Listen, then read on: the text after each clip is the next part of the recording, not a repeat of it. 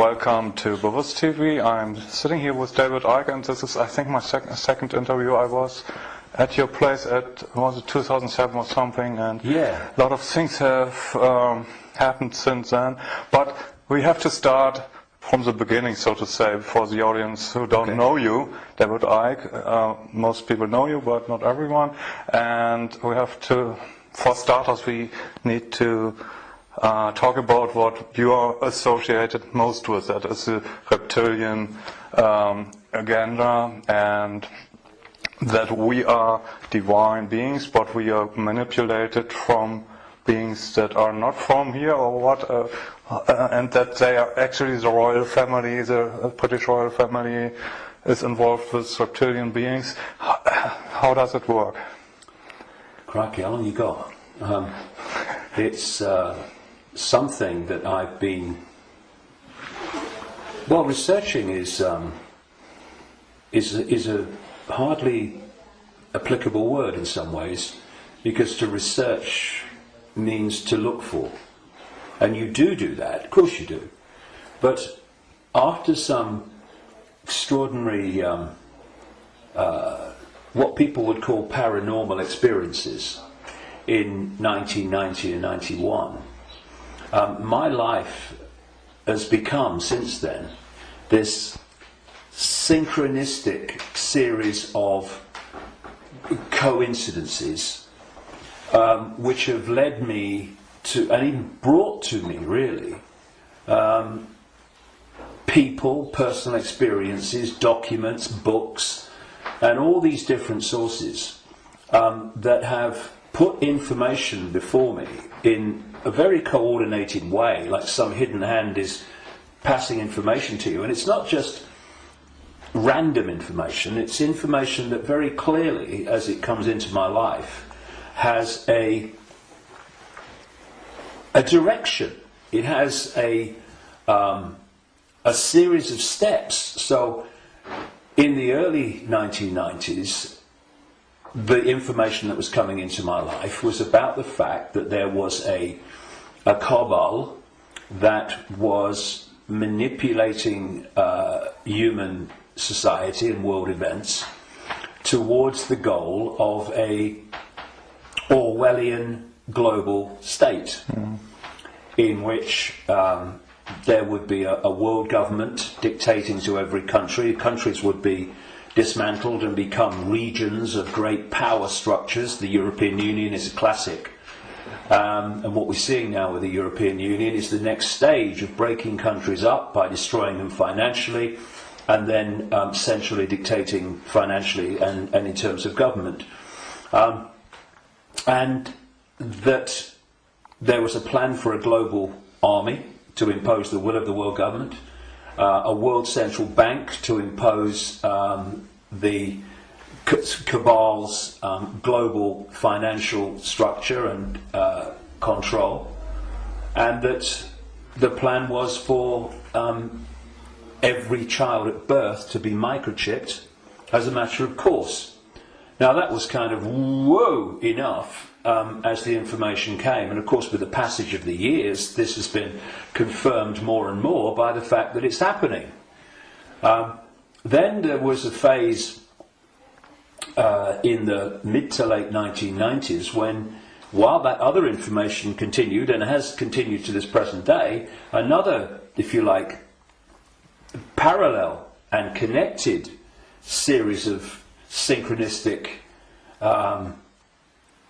situations happened in my life which brought information to me, and this related to the fact that the network of families which go back to the ancient world that are behind this control system I've just described and its ambitions actually take a non-human form, a not just reptilian, though that seems to be the dominant one, and I've moved on from that too and gone into other levels of it beyond that.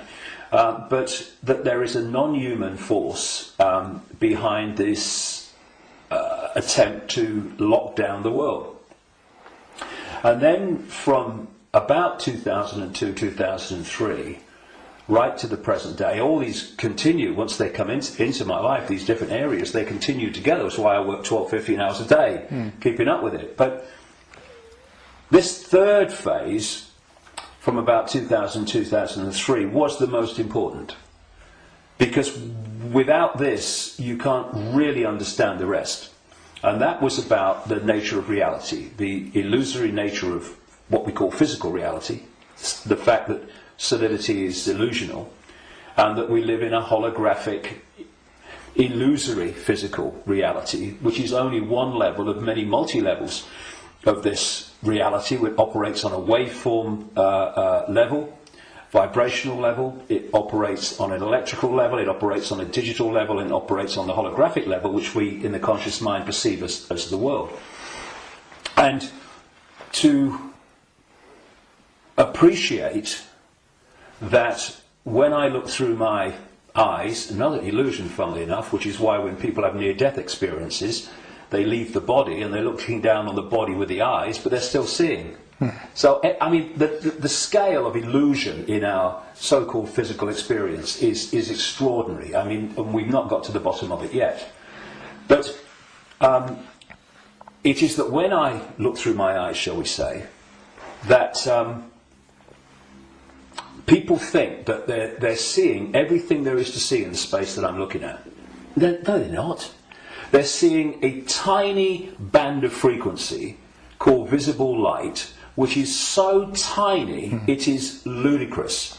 And the rest of what exists in this universe, and even mainstream science would say this, although it's Stone Age science I would suggest, but even it sees this, that the overwhelming vast majority of what exists in this universe, in energy, matter, mass, whatever you want to call it, its different forms, we cannot see. And therefore, we are living, if you like, in like a holographic television channel. So, all I'm seeing now as I look here is this tiny frequency range called visible light. Channel 1. Yeah, but all the other levels of reality also share the same space as the one that we're experiencing. And, you know, we've got digital television coming in now and all that stuff, but if you take the analog version of television, radio too, they are sharing the same space without interfering with each other, because they're on different frequencies. And thus, interpenetrating this reality that we experience with a conscious mind, it are all the other realities where very, very different worlds are manifest, and with very different what we call laws of physics. And so it's from these frequencies that are very, very close to this one that we use the term with radio and television where interference takes place. And if you have two radio stations that are well away from each other in the frequency band, then they don't interfere with each other. One's not aware of the other one. But you get two frequencies that are close, and it might be dominated by one, but there's interference from the other. Why? Because the frequencies are very close. Well, these manipulating entities, forces, shall we say, operate from a frequency band that's very close to this one, but not this one. So but we might not see them, but they might be here. Well, let's give an example. You'll see stories of UFOs appearing out of nowhere and disappearing into nowhere. You'll hear stories about people saying this entity appeared out of nowhere and disappeared into nowhere. Well, they haven't disappeared. And they haven't appeared out of nowhere. What they've done is they've entered the frequency band that we can decode, the visible light frequency band that I'm talking about. And when it enters that, we start decoding that information because it's now in our ability to do that. And as we start decoding it, bang, to the observer, it appears that it's just come out of nowhere. And then it leaves that frequency range, and to the observer it's disappeared into no, it hasn't. It's just left that band that we can decode, which is tiny. And so when I find this particularly compelling when I go around different ancient beliefs and explanations of what's happening, and you find that although they're using different names, they're telling the same story. For instance, there was a group of people, or shall we say a belief system, which goes back hundreds of years and has become known as Gnostic. This was the belief system of people that ran the great library of Alexandria, with Hypatia, who was slaughtered by a mob inspired by the Roman Church, because that library carried information and knowledge that would have, as it circulated, demolished the Roman Church's version of everything. And it was challenging the Roman Church version of everything. And what's interesting is whenever you come across the Gnostics' belief system expressing itself, you see it's followed by slaughter, suppression, and the destruction of that knowledge. So the Cathars in southern France were Gnostics in terms of their belief system. We'll go into what that belief system is in a second. And so, again, in went the church, and all these, people that kill for the church, and they destroyed the Cathars. It's, I think, 1244 was the last stand to the mountain fortress at Montségur in southern France, in the foothills of the Pyrenees. And again, it's not just we slaughter them, but we destroy their knowledge. But a fantastic thing happened in 1945 when a sealed jar of Gnostic writings, quite considerable writings, was found by a peasant in Egypt in 1945. And they describe much of the Gnostic belief system. Now, key in my interest, one of the things, of course, as a quick aside, they were telling a very different version of the Christian story. And we might get into that because it's relevant. But the key thing for me was that around a fifth of these texts were about a phenomenon they called the archons.